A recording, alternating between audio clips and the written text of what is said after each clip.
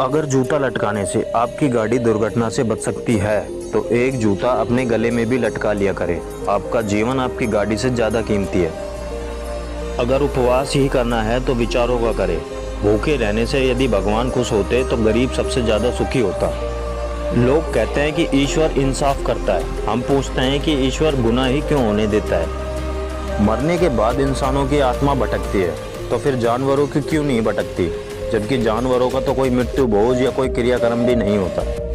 कुछ लोग कहते हैं कि काला रंग अशुभ होता है। अब इनको कौन बताए कि स्कूल का काला बोर्ड जिंदगी के सारे रंग बदल देता है। मंदिर मस्जिद में ताला लगा दो, जिंदगी में कोई फर्क नहीं पड़ेगा, मगर सिर्फ एक दिन के लिए हॉस्पिटल बंद कर दो, हकीकत सामने आ जाएगी। मेरे लिए प्रकृति ही ईश्वर है, विज्ञान ही सत्य है, इंसानियत ही धर्म है और कर्म ही पूजा है।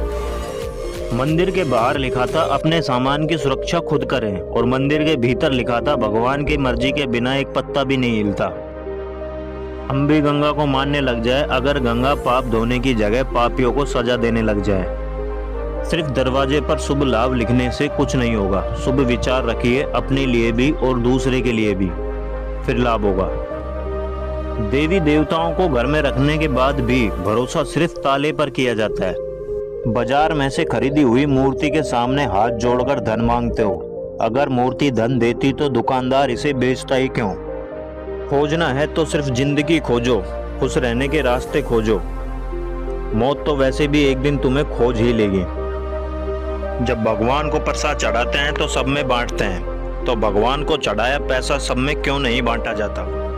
जो लोग कहते हैं कि सब कुछ पहले से ही तय है, कुछ भी नहीं बदला जा सकता, वे भी सड़क पार करते समय दोनों तरफ देखते हैं। कथा सुनाने के 10 लाख फीस लेने वाला कहता है कि सब मोह माया छोड़कर ईश्वर में ध्यान लगाओ, लेकिन खुद का ध्यान 10 लाख पर टिका है।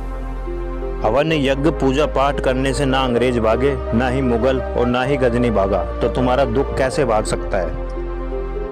चांद दिखता है इसलिए वैज्ञानिक वहां पर पहुंचे। यदि स्वर्ग और नरक दिखता तो वैज्ञानिक वहां भी जाते।